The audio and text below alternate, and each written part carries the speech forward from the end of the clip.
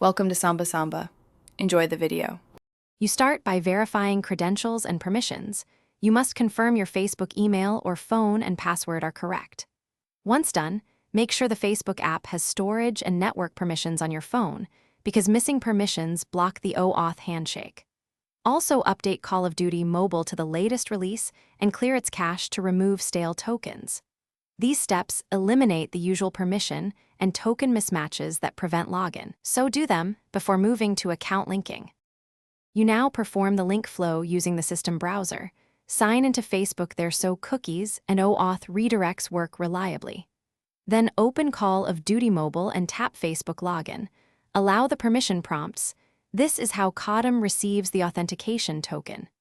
If Facebook asks, choose Continue as with your account and confirm the profile matches your Codm identity. Doing it through the system browser avoids in-app web view blocks and explains why this method. You finish by verifying the in-game profile displays the Facebook icon and that your progress is restored. This proves the token exchange completed.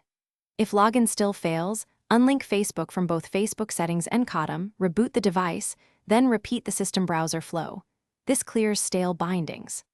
Lastly, if nothing works, capture device logs and your Facebook ID, then contact Activision support. They can reconcile server-side account links using those logs, which is why documentation matters. Thanks for watching. Consider subscribing if we helped you.